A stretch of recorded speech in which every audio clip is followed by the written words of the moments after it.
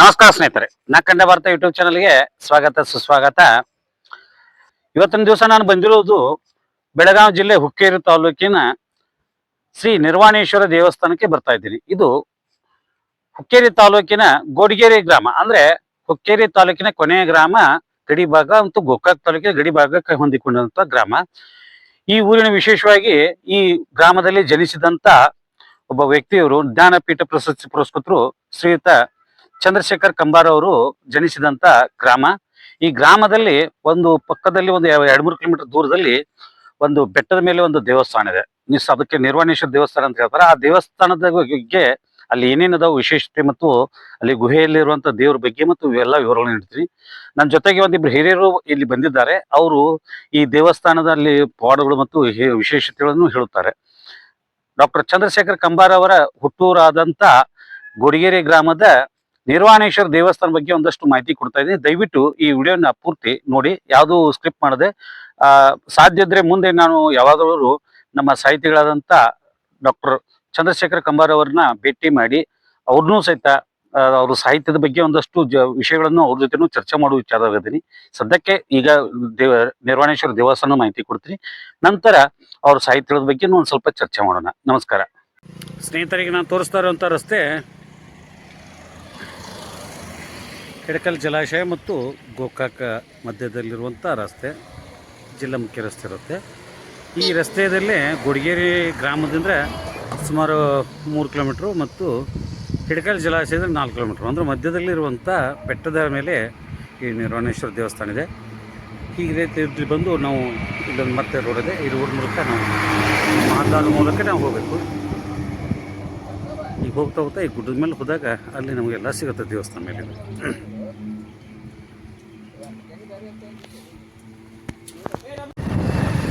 ಹಿಂಗೆ ನೋಡಪ್ಪ, ಘಾಟ್ ಹತ್ಕೋತ ಹೋಗುತ್ತೆ ನೋಡ್ರಿ. ಹಿಂಗೆ ಫುಲ್ ಘಾಟ್ ಐತಿ. ಆ ಘಾಟ್ ಹತ್ತೋದನ್ನ ಭಾಳ ಖುಷಿ ಅನಿಸುತ್ತೆ. ಈ ಗುಡ್ಡ ಹತ್ಬೇಕಾದ್ರೆ ಫಸ್ಟ್ ಕ್ಲಾಸ್ ಚಾಮುಂಡಿ ಬೆಟ್ಟ ಐತಿ. ಲೊಕೇಶನ್ ಹಂಗೆ ಅನಿಸ್ತೈತಿ ನೋಡ್ಲಿ. ಮಳೆಗಾಲದಾಗ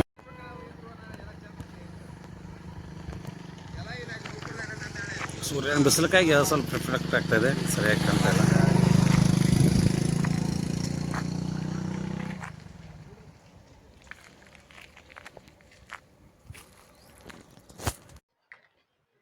ಇಲ್ಲಿ ನಾವು ಮೋಟರ್ ಸೈಕಲ್ ಇಲ್ಲಿ ತನಕ ಬರ್ತೈತ್ರಿ. ಇನ್ನು ಮೋಟರ್ ಸೈಕಲ್ ಏನೈತ್ಲ, ನನ್ನ ಮೋಟರ್ ಸೈಕಲ್ ಹೇಳ್ತೇವೆ ನೋಡ್ರಿ. ಇಲ್ಲಿ ನೀವು ಒಂದು ಸ್ವಲ್ಪ ಮತ್ತೆ ಮೆಟ್ಲು ಹೋದ ಹತ್ಕೊಂಡು ಹೋಗ್ಬೇಕು ಮೇಲ್ಗಡೆ. ಇಲ್ಲಿ ಮೆಟ್ಲ ಹತ್ಕೊಂಡು ಹೋಗ್ಬೇಕು. ಅಲ್ಲಿ ಕಾಣಿಸುತ್ತೆ ನೋಡಿ ದೇವಸ್ಥಾನದ ದ್ವಾರ. ಅಲ್ಲಿಂದ ಒಳಗೆ ಹೋಗ್ಬೇಕು. ಅಲ್ಲಿ ಗುಹೆಯಲ್ಲಿ ಒಂದು ನಿರ್ವಾಣೇಶ್ವರ ದೇವಸ್ಥಾನ ಇದೆ, ಅಲ್ಲಿ ನೋಡೋಣ. ಇಲ್ಲಿ ಪ್ರಾಕೃತಿಕವಾಗಿ ತುಂಬಾ ಚೆನ್ನಾಗಿದೆ. ಸುತ್ತಮುತ್ತಲು ಈ ಬೆಟ್ಟದಷ್ಟು ಎತ್ತರ ಯಾವುದು ಬೆಟ್ಟ ಇಲ್ಲ. ಅಲ್ಲಿ ಪಕ್ಕದಲ್ಲಿ ನಮಗೆ ಇಲ್ಲಿಂದ್ರೆ ಸುಮಾರು 3-4 ಕಿಲೋಮೀಟರ್ ದೂರದಲ್ಲಿ ಹಿಡಕಲ್ ಜಲಾಶಯ ಇದೆ. ಆ ಜಲಾಶಯದ ಪೂರ್ತಿ ನೀರು ಕಾಣುತ್ತೆ.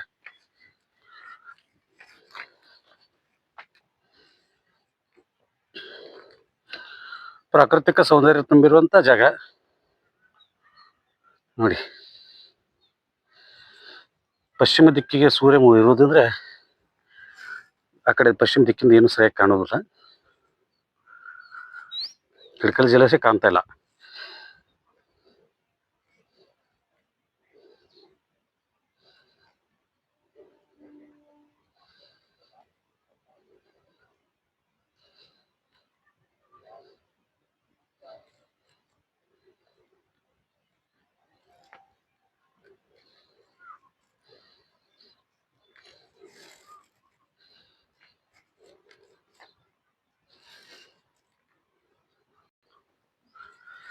ಕಮಾನ ಮೇಲೆ 12 ಜ್ಯೋತಿರ್ಲಿಂಗಗಳು ಮಾಡಿದ್ದಾರೆ.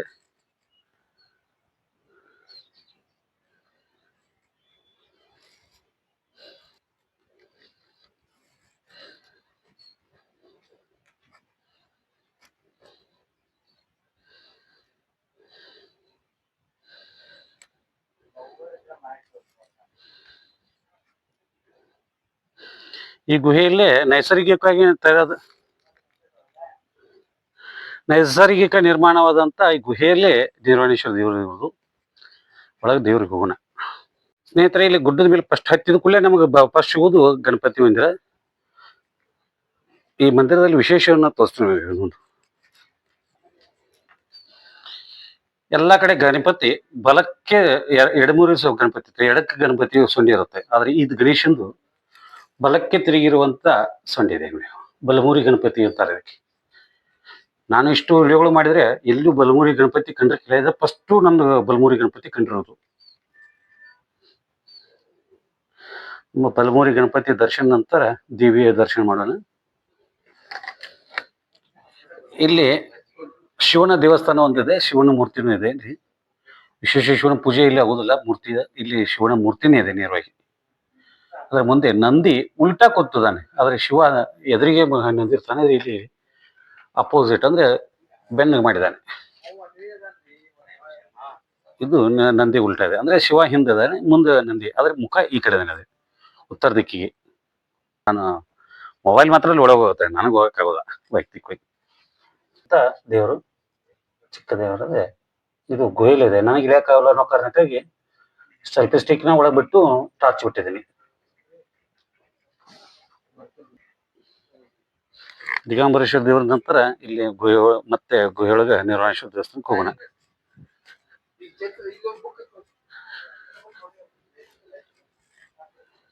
ಪೂರ್ತಿ ಸಣ್ಣದಾಗಿದೆ, ಹೋಗ್ಬೇಕು, ಪೂರ್ತಿ ಬಾಗಿ ಹೋಗ್ಬೇಕು.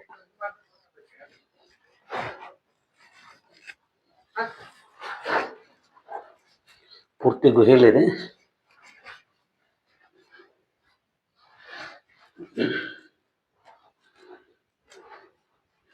ಇದು ಗುಹೆಯಲ್ಲಿ ಇರುವಂತ ನಿರ್ವಾಣೇಶ್ವರ ಮೂರ್ತಿ. ನಿರ್ವಾಣೇಶ್ವರ ಸ್ವಾಮಿಗಳು ತಪಸ್ಸು ಮಾಡಿದಂತ ಸ್ಥಳ.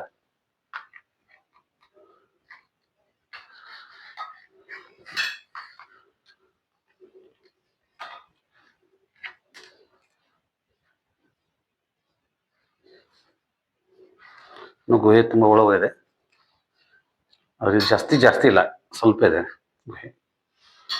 ತಪಸ್ಸಕ್ಕಿಂತ ಸ್ಥಳಗಳನ್ನ ಸಿದ್ಧ ಪುರುಷರು, ಮಹಾನ್ ಪುರುಷರು ಇಂಥ ಸ್ಥಳಗಳು ಹೋಗಿ ಯಾವ ಭಕ್ತರಿಗೆ ಕಿರಿಕಿರಿ ಇರ್ಬೋದು ಅಂತ ಆರಾಮಾಗಿರ್ತಿದ್ರು. ಬಟ್ ಅವ್ರ ಕಾಲ ನಂತರ ಈಗಿನ ಭಕ್ತರು ಎಲ್ಲ ಎಲ್ಲಿ ಬೇಕಾದ್ರೆ ಹುಡಿಕೊಂಡು ಹೋಗ್ತಾರೆ. ಈಗ ಗುಡಿಯಿಂದ ಹೊರಗೆ ಬಂದ್ ಕೇಳಿದ್ರೆ ಈ ಗುಹೆ ನೋಡ್ರಿ, ಈ ರೀತಿ ಸಂದ್ರೆ ಇದೆ, ಪೂರ್ತಿ ಚಿಕ್ಕದ ದಾರಿ. ನಾನ್ ದಾಡ್ತಾನಿಲ್ಲ ಗೊತ್ತಿಲ್ಲ, ಅದ್ರ ಕಷ್ಟ ಕಟ್ಟಿದೆ. ಸೈಡ್ ದಾಡ್ಬೇಕು ನಾನು. ದಾಟ್ ಬಂದು ಈ ದೇವಸ್ಥಾನ, ಇಲ್ಲಿ ಪಾದಕಿಗಳು. ಈ ರೀತಿ ಒಂದು ಬೆಟ್ಟದ ಮೇಲೆ ಈ ರೀತಿ ಒಂದು ಕಲ್ಲಿನ ಒಂದು ಗುಹೆಯಲ್ಲಿ ನಿರ್ವಾಣೇಶ್ವರ ಸ್ವಾಮಿಗಳು ಇಲ್ಲಿ ತಪಸ್ಸು ಮಾಡಿದಂಥ ಸ್ಥಳ. ಇದು ಗೋಡಿಗೇರಿಯ ನಿರ್ವಾಣೇಶ್ವರ ಗುಡ್ಡದಲ್ಲಿರುವಂಥ ತಪಸ್ಸಿನ ಸ್ಥಳ. ಇನ್ನು ಇದ್ರ ಬಗ್ಗೆ ಕತೆ ಬಗ್ಗೆ ಇದ್ರ ಬಗ್ಗೆ ಮಾಹಿತಿ ನನಗಿಲ್ಲ. ಇದಕ್ಕೆ ಒಬ್ರು ಹಿರಿಯರು ಬಂದಿದ್ದಾರೆ, ಮಠಪತಿ ಸರ್ ಅಂತ ಹೇಳಿದ್ರೆ, ಅವರೆಲ್ಲ ಮಾಹಿತಿ ಕೊಡ್ತಾರೆ. ಅವ್ರ ಜೊತೆಗೆ ಮಾತಾಡಿ ಅವ್ರ ಚರಿತ್ರೆನ ಕೇಳೋಣ.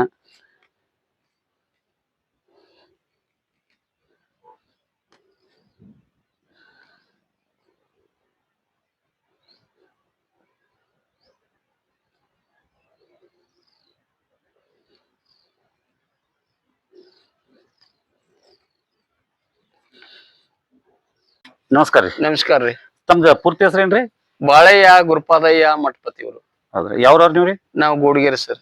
ಈಗ ನೀವು ನಿರ್ವಾಣೇಶ್ವರ ಗುಡಿ ಬಗ್ಗೆ ಏನಾದ್ರು ಮಾಹಿತಿ ನಿಮ್ಗೆ ಏನೈತ್ರಿ? ನಿರ್ವಾಣೇಶ್ವರದ ಗುಡಿ ಮಾಹಿತಿ ರೀ, ಅವರು ಕೊಡಗದ ಮಹಾರಾಜರ ಮಗ ನಿರ್ವಾಣೇಶ್ವರ. ಅವ್ರಿಗೆ ಮಕ್ಕಳಿರಕ್ಕಿಲ್ಲ, ಕೊಡಗ ರಾಜ್ಯ ಅವ್ರಿಗೆ ಮಕ್ಕಳಿಲ್ದಾರಾಗ ದಿಗಂಬರೇಶ್ವರ ಸಂಚಾರ ಮಾಡ್ತಾ ಹೋಗ್ತಾ ಕೊಡಗಿಗೆ ಹೋದ್ರು. ಕೊಡಗದಾಗ ರಾಜ್ಯಗೆ ಮಕ್ಕಳೆಲ್ಲ ತಂದ್ರು ಅನ್ನೋದ್ರಕ್ಕ ಕೊಡಗ ರಾಜರ ಹೋಗಿ ಕೊಡಗ ರಾಜರು ಬೇಡ್ಕೊಂಡ್ರು. ದಿಗಂಬರೇಶ್ವರ ತಂದು ಅನ್ನುವಂತಹ ಗುರುಗಳ ಆದಂತ ಅವ್ರ ಸನ್ನಿಧಿಗೆ ಹೋದಾಗ ಆ ರಾಜರ ಭೇಟಿ ಆದಾಗ ಮಕ್ಕಳಿಲ್ಲ ಅಂತ ಹೇಳ್ತಾರ. ಮಕ್ಕಳಿಲ್ಲ ನಾ ಮಕ್ಕಳ ಕೊಡ್ತೇನಪ್ಪ ಅದ ತಂದ ಆಶೀರ್ವಾದ ಮಾಡಿ ದಿಗಂಬರೇಶ್ವರ ಆ ಕೊಡಗ ರಾಜರೇ ಆ ನಿರ್ವಾಣೇಶ್ವರ ಅನ್ನುವಂತಹ ಮಗು ದಿಗಂಬರೇಶ್ವರ ಆಶೀರ್ವಾದ ಮಾಡಿ ಕೊಡಗ ರಾಜಗ ಫಲ ಕೊಟ್ಟು ಬಿಡ್ತಾನ್ರಿ. ಮಗು ಹುಟ್ಟುತ್ತದ. ಆ ಮಗು ಹುಟ್ಟಿದ ನಂತರ ಆ ಏನು ನಾಮಕರಣ ಇಡ್ಬೇಕನ್ನುವಂತದ ವಿಚಾರ ಮಾಡಿದಾಗ ದಿಗಂಬರೇಶ್ವರ ನಿರ್ವಾಣೇಶ್ವರ ಅನ್ನುವಂತ ನಾಮಕರಣ ಕೊಟ್ಟ. ಅವಾಗ ಇದು ಏನು ಇದು ಕಾವಿ ಅನ್ನುವಂತ ಧರಿಸಿ ಅವಾಗ ನಿರ್ವಾಣೇಶ್ವರ ಅನ್ನುವಂತ ನಾಮಕರಣ ಇಟ್ಟ ಆ ಭಕ್ತನ ಕರ್ಕೊಂಡ ಸಂಚಾರ ಮಾಡ್ತಾ ಮಾಡ್ತಾ ಈ ಗೋಡಗೇರಿ ಗುಡ್ಡಕ್ಕೆ ನಿರ್ವಾಣೇಶ್ವರ ಗುಡ್ಡ ಅನ್ನುವಂತ ಒಂದು ಗವಿ, ನಿರ್ವಾಣೇಶ್ವರ ಅನ್ನುವಂತ ಗವಿ ಇಲ್ಲಿ ಗುಡ್ಡದಲ್ಲಿ ಗೋಡಗೇರಿ ಅನ್ನುವಂತ ಗುಡ್ಡದ ಆ ಗುಡ್ಡದಲ್ಲಿ ಆ ಗವಿ ಅನ್ನುವಂತ ನ್ಯಾಚುರಲ್ ಇರುವಂತ ಗವಿ ಒಳಗ ಆ ನಿರ್ವಾಣೇಶ್ವರ ನೆನೆದ, ಆ ನಿರ್ವಾಣೇಶ್ವರ ಇಲ್ಲಿಂದ ನಡೆದ ಇಲ್ಲಿ ಎಲ್ಲಾ ಭಕ್ತರನ್ನು ಉದ್ಧಾರ ಮಾಡಿ ಭಕ್ತರ ಆನಂದಗೊಳಿಸ ದೇಸಾಯಿ ಅನ್ನುವಂತ ಭಕ್ತಗ ಬ್ಯಾತಾಳ ಹುಣ್ಣು ಅನ್ನುವಂತ ಹುಟ್ಟಿದಾಗ ಆ ಬ್ಯಾತಾಳ ಅನ್ನುವಂತದ್ ಹುಟ್ಟಿತ್ತು. ಆ ಹುಣ್ಣು ಅನ್ನುವಂಥದ್ದು ಯಾರಿಗೂ ಅಳಕದಂತಾದ ಕಳಿದಂತಾದ ನಿರ್ವಾಣೇಶ್ವರ ಹೋಗಿ ಆ ಬಸವ ಅನ್ನುವಂಥದ್ದು ಆ ಹುಣ್ಣಿಗೆ ಬ್ಯಾತಾಳ ಹುಣ್ಣಿಗೆ ಬಸವ ಅನ್ನುವಂಥದ್ದು ಹಚ್ಚಿದಾಗ ಬ್ಯಾತಾಳ ಅನ್ನುವಂತ ಹುಣ್ಣ ಕರಿಗ್ ಹೋಗ್ತದೆ. ಆ ಕರಿಗ್ ಹೋದ ನಂತರ ಆ ಕುರುಬೇಟ ದೇಸಾಯಿ ಅನ್ನುವಂಥದ ಭಕ್ತ ಆ ನಿರ್ವಾಣೇಶ್ವರಗ ಅವನ ಆಶೀರ್ವಾದದಿಂದ ಹುಣ್ಣು ಕಳೆದಕ್ಕ 200 ಎಕರೆ ಜಮೀನ್ ಅನ್ನುವಂಥದ್ದು ಬರೆದು ಕೊಟ್ಟ ಅವ್ ಸತ್ಕಾರ ಮಾಡಿ ಆಶೀರ್ವಾದ ತಗೊಂಡ ನಿರ್ವಾಣೇಶ್ವರ ಮತ್ತ ಹೊಳ್ಳಿ ತಿರುಗಿ ಆ ಯೋಗಿಕೊಳಕ್ ಬಂದಾಗ ಅಲ್ಲಿ ಭಕ್ತರೆಲ್ಲಾರು ಕೂಡಿ ಅಲ್ಲೇ ಬಂದ ಅವ್ರಿಗೆ ದರ್ಶನ ತಗೊಂಡ ಆಶೀರ್ವಾದ ಪಡ್ಕೊಂಡ ಮತ್ತ ಈರಣ್ಣ ಮಲ್ಲಿಕಾರ್ಜುನ 3 ಮಂದಿ ಕೂತ ಅಲ್ಲಿ ಸ್ಥಾಪನಾ ಮಾಡಿದಾಗ ಮ್ಯಾಗ ಯೋಗಿಕೊಳ್ಳ ಮಲ್ಲ ಇರ್ತಾನ, ನಿರ್ವಾಣೇಶ್ವರ ಬಂದ ನದಿ ದಂಡಿ ಮೇಲೆ ಸ್ಥಾಪನಾ ಮಾಡ್ಕೊತಾನ, ಮಾರ್ಕಂಡೆ ನದಿ ಮೇಲೆ ಸ್ಥಾಪನಾ ಮಾಡ್ಕೊಂಡ್ ಗದ್ದಿಗೆ ಮಾಡ್ಕೊಂಡ್ ಅಲ್ಲಿ ಇರ್ತಾನ ನಿರ್ವಾಣೇಶ್ವರ. ಯೋಗಿ ಒಂದ್ ಸೆಕೆಂಡ್, ಈಗ ಅವರು ಇಲ್ಲಿ ತಪಸ್ಸು ಮಾಡಿದ್ರು, ಅವ್ರ ಪವಾಡಗಳೆಲ್ಲ ಆಗಿದ್ದಿಲ್ಲ.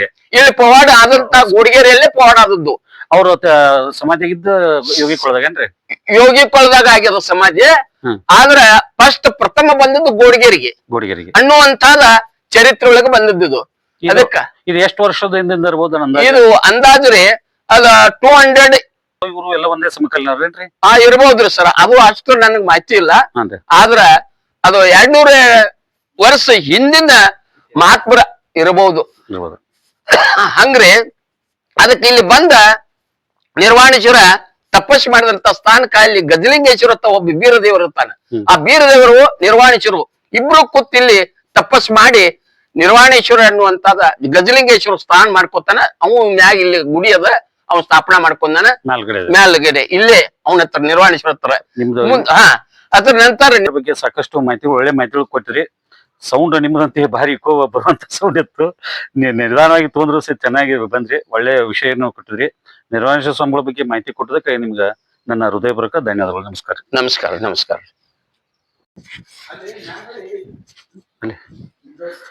ಎಲ್ರಿ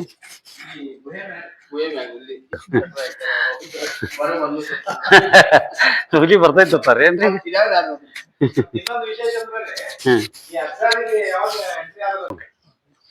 ಸರ್ ಶಿವಾನಂದ್ ಅಂತ ಹೇಳ್ರಿ. ಹೌದೇನ್ರಿ? ನೀವೇನ್ ಮಾಡಿದ್ರಿ ಈಗ? ನಾ ಟಿವಿ ಪ್ರೋಗ್ರಾಮರ್ ಆಕ್ಚುಲಿ. ಹೌದಾ? ನೀವು ಈಗ ಒಂದ್ 10 ವರ್ಷದಿಂದ? 10 ವರ್ಷ 2010 ಮಾಡಿದ್ರಿ ಅಜ್ಜಾರ ಚರಿತ್ರೆ ಬಗ್ಗೆ. ಅದು ಸಮಯ ಟಿವಿ ಒಳಗ ಒಂದು ಪ್ರೋಗ್ರಾಮ್ ಬರ್ತಿತ್ತು, ಸತ್ಯಮಿತ್ಯ ಅಂತ. ಅವಾಗ ಅಜ್ಜಾರ ಪವಾಡದ ಬಗ್ಗೆ ಮಾಡಿದ್ದೇನೆ. ಹೌದೇನ್ರಿ? ಸುಮಾರು ಒಂದು 15 ವರ್ಷದಿಂದ. ಹೌದು.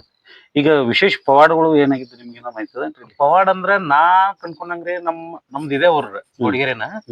ನಮ್ಮ ಅಜ್ಜಿ ಎಲ್ಲಾ ಹೇಳ್ತಿದ್ರಿ ಅವ್ರ ವಿಷಯದಾಗ. ಅವ್ರು ಯಾವ್ದೋ ಒಂದ್ ಅನ್ಕೊಂಡ್ ಇಲ್ಲಿ ಬಂದ್ರಂದ್ರೆ ಭಕ್ತಿ ಅಂದ್ರೆ ಅವ್ರ ಅನ್ಕೊಂಡ್ ಕೆಲ್ಸ ಎಲ್ಲ ಆಗಿದವ್ರಿ, ಯಾವ ಉಳ್ದಿಲ್ಲ. ನಮ್ದು ಹೊಲದೊಂದ್ ಕೇಸ್ ಇತ್ತು. ಅವ್ರ ಭಕ್ತಿಯಿಂದ ಬಂದ್ರು. ಪ್ರತಿ ಸೋಮವಾರ ಬಂದು 6 ಗಂಟೆಗೆ ಅಂದ್ ಪೂಜೆ ಮಾಡ್ಕೊಂಡ್ ಬಂದ್ ಹೋಗೋರ್ರಿ. ಅವ್ರ ಅನ್ಕೊಂಡ್ ಕೆಲ್ಸ ಎಲ್ಲ ಆಗಿತ್ರಿ.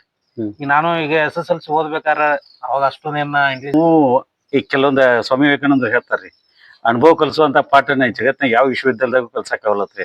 ನಮ್ಗ ಜೀವನದಾಗ ಬಂದಂತ ಕೆಲವೊಂದು ಅನುಭವಗಳೇ ನಮ್ಗ ಪಾಠ ಆಗಿ ನಾವು ಬದಲಾವಣೆ ಆಗಕ್ಕೆ ಕಾರಣ ಆಗಿದೆ. ಇವತ್ತು ನಾವು ಯೂಟ್ಯೂಬ್ ಮಾಡ್ತೀವಿ ಅಂದ್ರೆ ಸಹಿತ ನಿಮ್ಮಂತ ಎಲ್ಲಾರು ಹಿರಿಯರ್ ಕೆಲವ್ರದ್ದು ಆಶೀರ್ವಾದ ಸಹಕಾರ ಎಲ್ಲದಿಂದ್ರಿ ನಾವು ಮಾಡ್ತಾ ಇರೋದು. ಬಟ್ ಒಳ್ಳೆ ಪವಾಡ ಐತ್ರಿ, ಶಕ್ತಿಯುತ ಸ್ಥಳ. ಯಾಕಂದ್ರೆ ಪವಾಡ ಪುರುಷರು ಎಲ್ಲಿ ನೆಲೆ ಓದ್ತಾರಲ್ರ, ಅವ್ರ ತಪಸ್ ಮಾಡಿದ ಜಾಗನ ಒಂದ್ ಪುಣ್ಯ ಸ್ಥಳ ಅಂತಾರಲ್ರಿ.